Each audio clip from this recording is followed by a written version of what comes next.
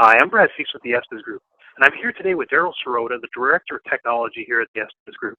And we're here today to talk a little bit about remote work and some of the tools and methodologies and best practices that can be employed when working from home to make it both efficient and secure.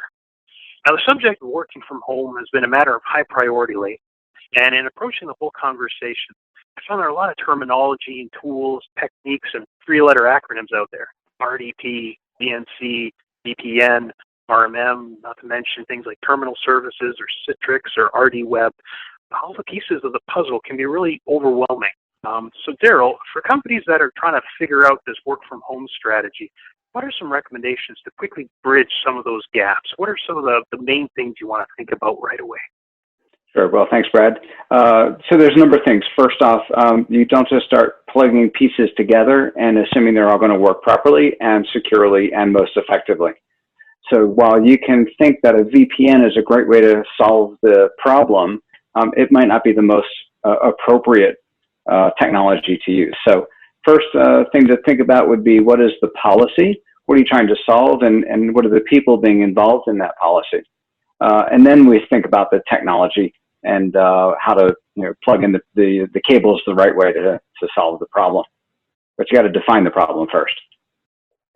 Okay, what are some of the problems that you've normally seen? What are some of the policies that are trying to be put in place on the fly? Are these things like how to get users connected remotely, or is it more of a security issue or an access problem? What are the kind of things that you've encountered policy-wise? Well, the first problem is that the users, they're working from home, and that can be a varied situation, right? Home could be a laptop in the middle of the kitchen, or it could be a home office, or it could be, sitting at Starbucks. So there's a lot of different technologies that are used to get that home user up and running. Then there's how do you make that user efficient, right? I'm sitting here with my headset on and in a relatively quiet room. You would think I'm efficient, and that's until the dog barks. And depending on the audience that you're working with, that might or might not be an appropriate response to a video conference. However, trying to classify it, we look at what are the types of data that people are trying to get access to. Should they have access to all of the data or just some of the data? These are solutions that in the corporate enterprise have been solved long ago. But now as we rush to go home and we crack open the VPN tunnels or the remote desktop tunnels and things like that, you might have a half-baked solution, and that's really what the bad guys are looking for. They're looking for half-baked solutions where they can kind of sideline in and steal the data. So there's a number of different ways to get in. There's not always a secure, easy methodology that's fast. So one of the big gaps might be allowing too much access or too unsecured access too quickly in order to try to get people ramped up quickly? Right. So there's several companies that exist right now. Those companies that have already solved the problem, their workers work from home, and there wasn't a big change, right? Folks that are already leveraging cloud services or remote access services, it makes it real easy because not only is the technology in place and the understanding how to support that technology is in place, but also the workers are already established on what they're supposed to do. They already know that they have to have a desk and good Wi-Fi and reliable internet and to work from home. Companies that aren't positioned well, folks that, everybody came into the office and they work from their dedicated PC and their home computer was discouraged from joining the network. Those folks are really scrambling to try and figure out how they can get their business done without reinventing the wheel from scratch. Okay, now you brought up an interesting point about the person working from an office at home versus someone who might be working from a Starbucks or what have you. Do the considerations become significant based on whether you're using a public Wi-Fi access point versus a home network? So ask me 5 years ago and the answer would have been absolutely different. 5 or 6 years ago, Starbucks was not a secure place to work. And arguably, just because you see an access point that says, I'm Starbucks, doesn't mean it's not a rogue access point. Starbucks, they advertise, but it's really easy for me as a hacker to stand up an access point called Starbucks and then watch all your network traffic. So while Starbucks in itself does have more secure access than they did 5 or 6 years ago, these things called rogue access points are critical vulnerabilities in the wireless, right? When you work from home, there's an access point probably close by you called Xfinity Wi-Fi. And that's because Comcast and Xfinity have been very prolific in their standing up of access points.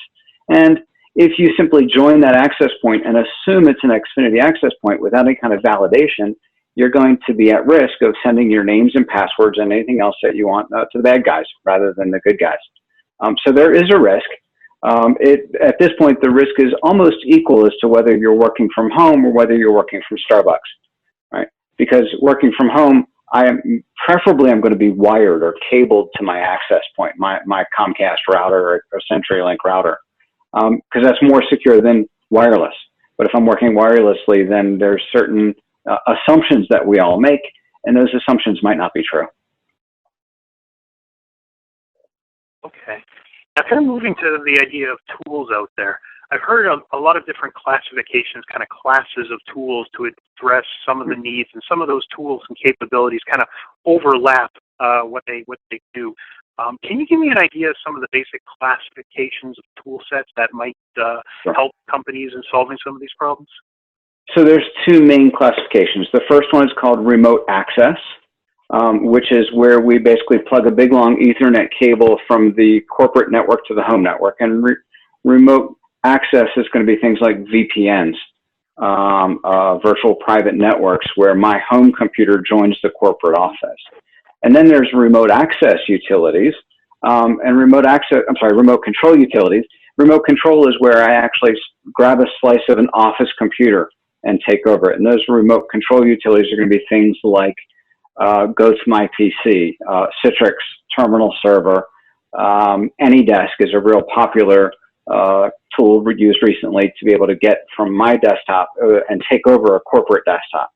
So whether you're using remote control utilities or remote access utilities, they both give you access to the corporate resources, but one requires a different set of resources than the other. And so they're fundamentally different, but those are the two different main functions of how you get access to corporate data. Now, within those, there's a plethora. Is it a web-based application? Is it an application that I had to install on my C drive? Does it require Microsoft Office, or can I use Office in the cloud? There's a plethora of questions that one would ask about those applications, but you're basically going to fall down to, are you using a remote control utility, or are you using a remote access connection? Okay. Now, from a security standpoint, I think from a IT department's perspective, the first thing you want to do is make sure that you're establishing a secure connection above all else. What are some of the guidelines that you would encourage as starting out, whether you're choosing to go down one path or the other? What would some of those considerations be there? Sure thing. So first thing is a name and a password is not sufficient. If you are allowing access to corporate resources with just a name and a password, then I can get, and that can be accessed from anywhere, right? Because we want to work from anywhere. I'd love to be on the beach in Cabo, but on the other hand, there's some guys over in the European countries that maybe I don't want access to my data. So if you're just protecting with a name and a password, chances are you've already been hacked. I don't want to raise alarms, but that's not an unusual situation. So therefore, you need to protect your corporate data with something more than that. It should be a name and a password. That's something you know, as well as something you have. That could be a certificate. It could be a PIN, multi-factor authentication. There's lots of different ways to use that, but basically it prevents the guys from, the bad guys, as it were, from using a well-known name and password to be able to enter your network. Now, you say well-known. Believe it or not, users tend to use the same names and passwords on multiple systems. And if I was protecting my corporate data with just a name and a password, and it happened to be the same password that I used on Facebook, then you're in for a bad day, because Facebook has been hacked 5 different ways. And if it's not been 5, then it's 6 tomorrow. So therefore, if you use the same password or derivative of the password that you used on Facebook or LinkedIn or your Ramada credit card, all of these different well-known breaches which leaked passwords that could be a key to get into your network. So you have to protect it with more than name and a password. The other thing that I would encourage is that you want to think laser beam instead of floodlight when it comes to allowing access. If you allow a VPN between your home offices and your corporate offices, then make sure that VPN only limits the user to the data that they need. It doesn't provide carte blanche access to the printers and the scanners and the firewall and the switches and, oh yeah, the servers that they need access to. So you want to be able to limit the exposure, even though you're coming from a, quote, trusted workstation, that is that home user.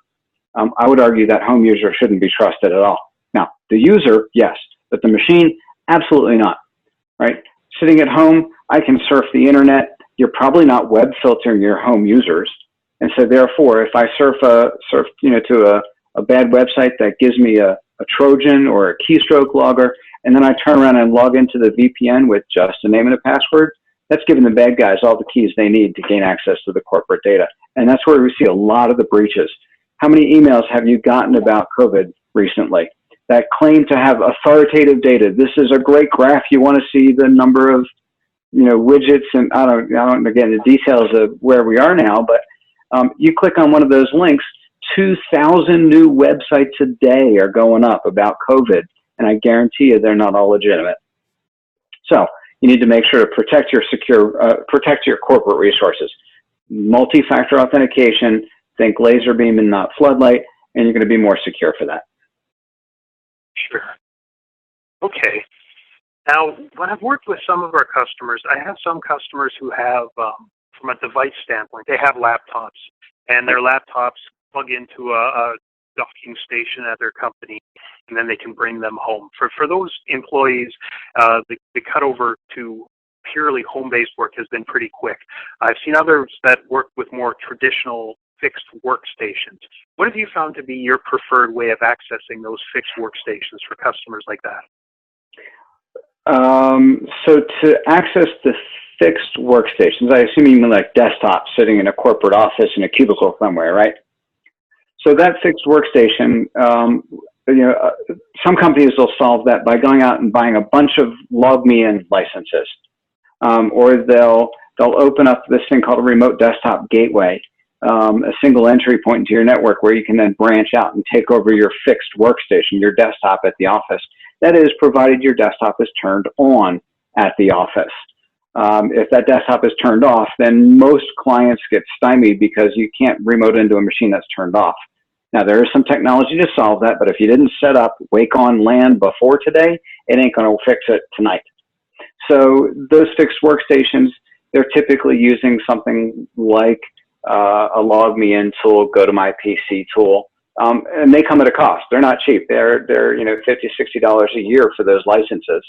And if you multiply that times 10, 20 machines, even for a small company, that's a significant investment in technology that might not need to be used after we all go, quote, back to work in the office. So there's a number of different ways. Again, it really comes down to what is how agile is the company, what resources do they have available, and how much are they willing to spend. Sure. Are these methods difficult to install? Do they require agent installation on the home device in order to be able to control it? So the corporate laptops that that move. If I've got a corporate machine and it's protected and it's got all of the antivirus and web filtering and all that stuff, as you said before, those move easily. And with all of that security in place on that machine, I don't care whether you're at the office or you're at Starbucks or you're at home, the security is machine based. It's the challenge that we come into a home computer. Here's my brother's cousin's leftover Pentium 4 that I was able to cobble together, and it runs Linux. Can I remote desktop with that machine? Technically, probably, but from a policy standpoint, is that something that IT can support? Do I know that that machine isn't compromised so that when you log into the corporate resources, all your keystrokes aren't being logged, or somebody else isn't watching your screen or listening to the microphone? Those kinds of things are all challenges in the home office. So do they require dedicated software? I would strongly recommend yes, because without that dedicated security software, you really don't know the state of the endpoint. And before I let anybody in on my corporate resources, I'd really like to know the state of that machine before I just allow it carte blanche access to my golden nuggets. Okay, so if you're in kind of a bring your own device from home strategy where folks are taking their own devices and using those to access the networks, a first step might be the installation of some kind of endpoint management device to make sure that that thing is clean and usable? Absolutely. I mean, Microsoft for years has been recommending make sure that you have antivirus turned on, make sure you are patched, and make sure your personal firewall is turned on. And they've recommended that since, Windows XP days. And you'd be amazed at how many users actually don't have those protections in place. That's one of the reasons that Microsoft started turning on the firewall, including antivirus in the base operating system, and being able to push patches kind of aggressively to workstations. So they've tried to raise the bar, but still there's a lot of companies, a lot of users out there that go, I don't have the disk space to do all of that, or it's a slow computer. I don't have time to patch it. So therefore they compromise the security of the machine. And I would argue that really even today, antivirus is a day late and a dollar short. We all have antivirus running on our machines, but if the signatures aren't current, if it's not running, if it's not up to date, if nobody's watching the lights go blinky blinky on it, it's quite likely that you've got a vulnerable machine. And so therefore what we want to do is make sure that the security of the home computer is equal to, maybe even greater than, that of the corporate machine. And the reason for that is the corporate machine is sitting behind a corporate firewall with corporate patch management, with corporate antivirus. So at the corporate level, I can control all those machines. They're behind, they're under my IT thumb. But those home computers, they're loose cannons.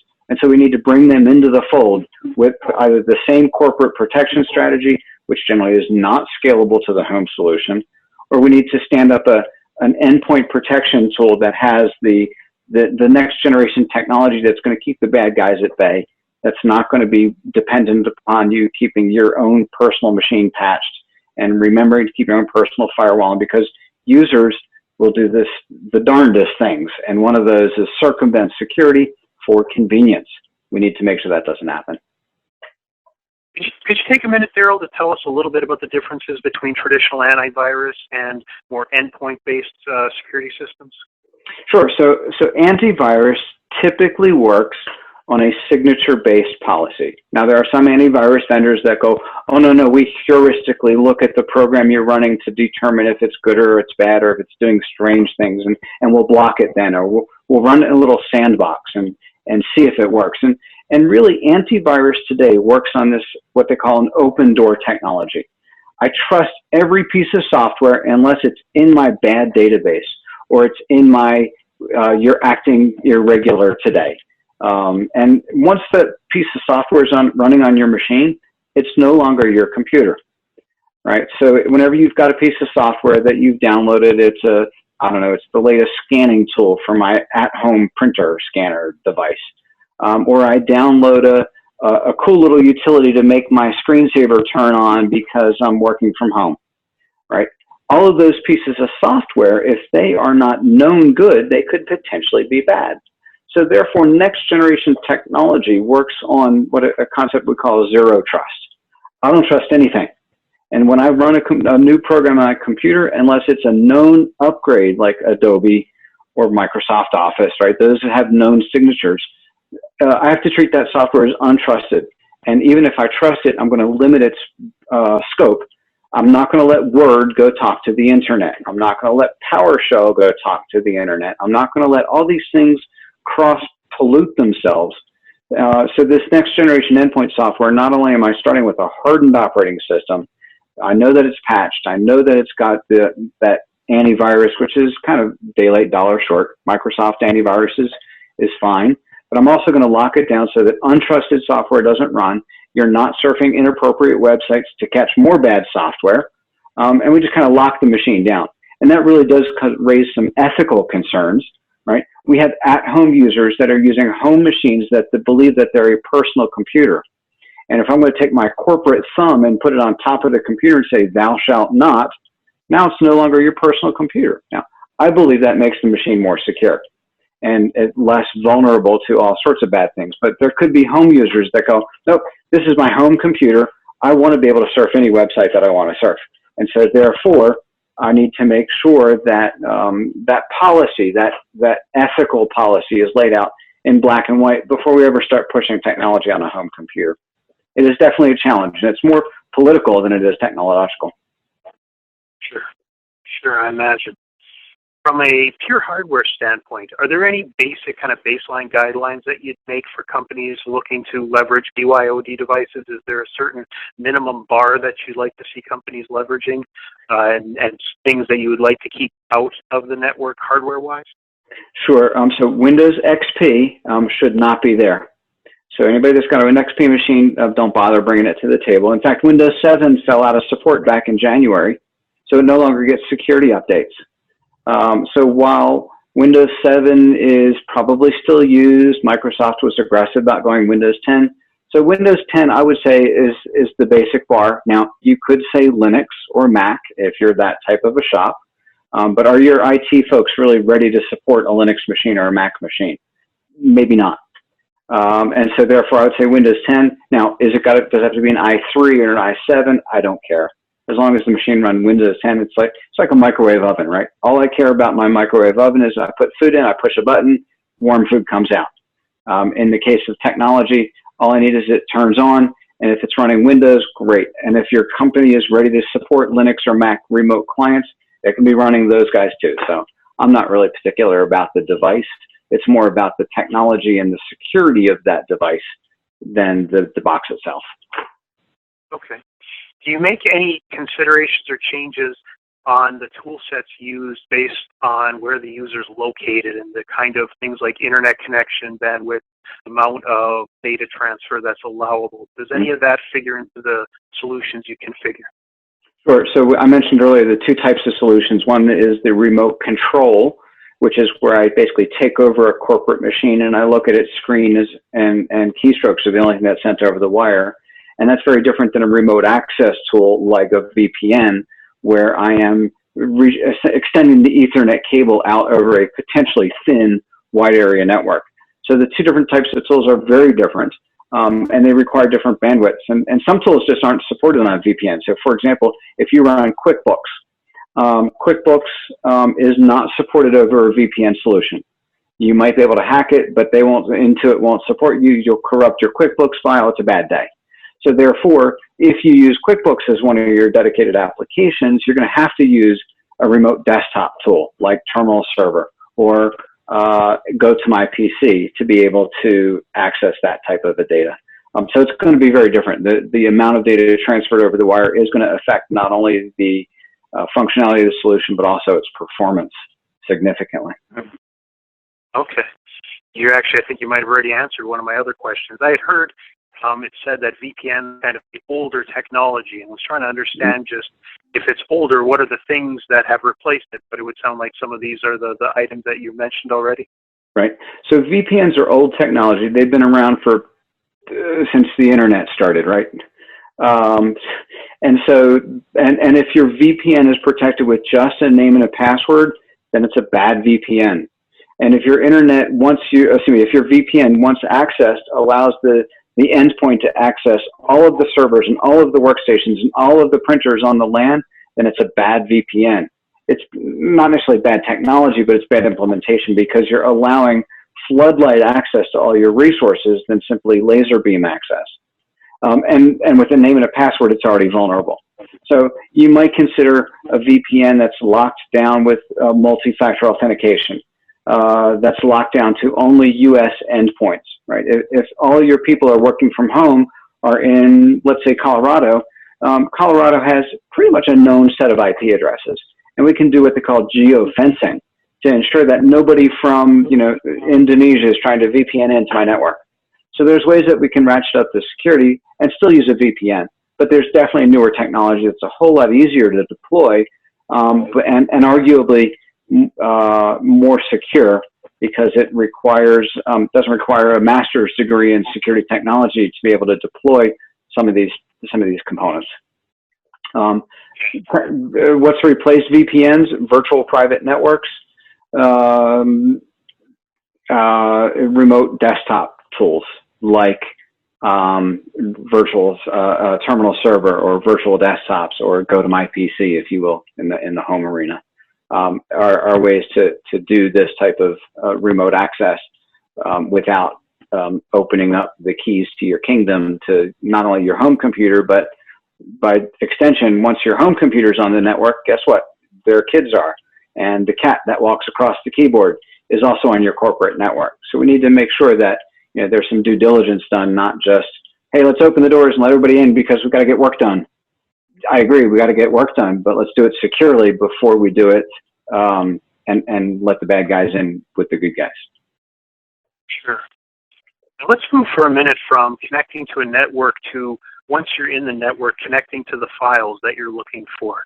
I would say with lots of companies that I've worked with, they're very dependent on their local file area networks for sharing common files. And some of these, especially in architecture-heavy environments, can be significant.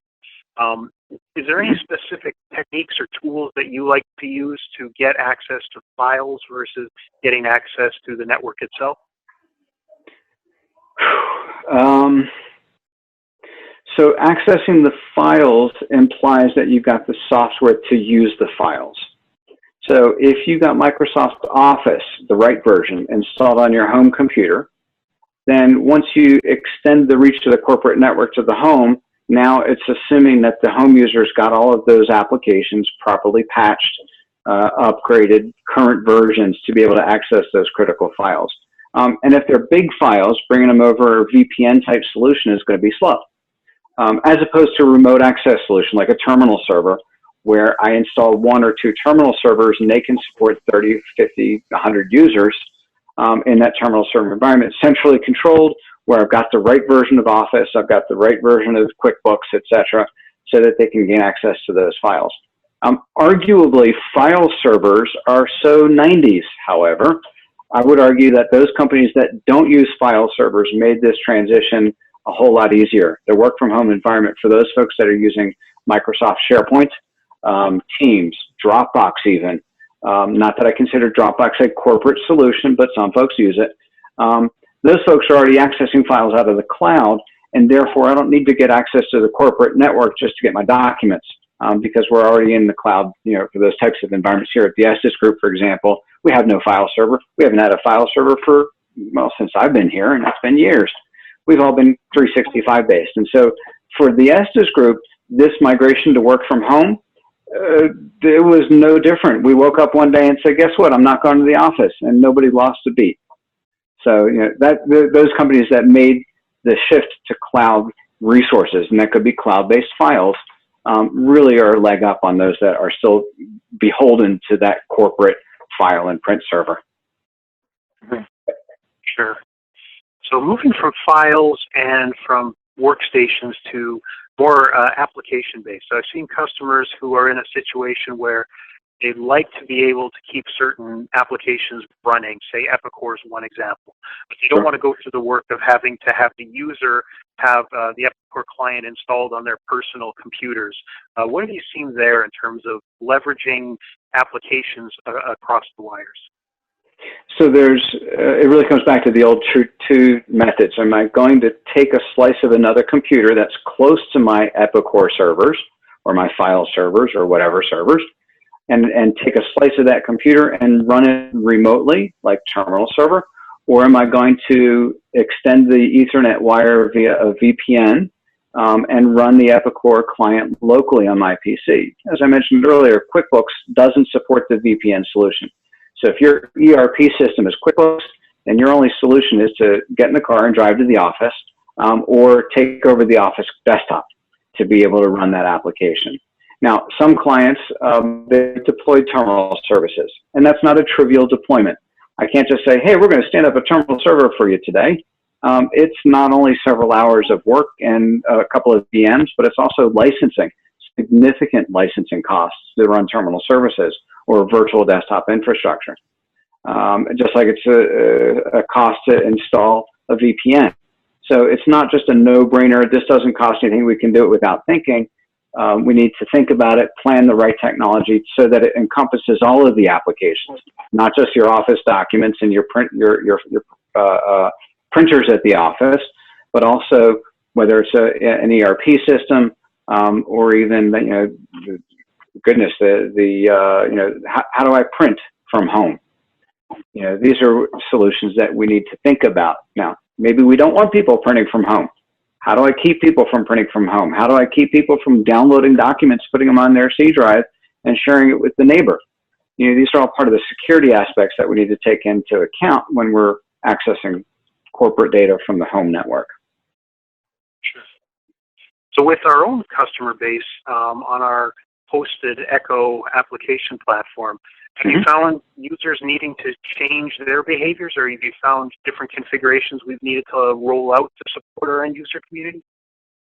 So when you speak of our hosted Epicor solution, Echo for short, this is already a cloud-based Epicor or QuickBooks solution where we've got terminal services as part of the built-in solution set. So whether you come in through terminal services from an office or you come in from home, there's not a significant difference. The users have to remember their name and their password. They have to have the appropriate credentials to access it. And so therefore, we're going to go ahead and make sure that those users can still log in from home. Now, certainly, if you're at the office and you have a label printer or you're driving a manufacturing piece of equipment, it's kind of hard to do that from home. So there are some physical limitations that we have where I can't print FedEx labels unless I have a thermal printer. And I don't have a thermal printer at home, so FedEx is one of those challenges. Now, FedEx can solve this in other ways, I'm sure, but businesses that leverage thermal printers to do FedEx labels are kind of stuck going into the office.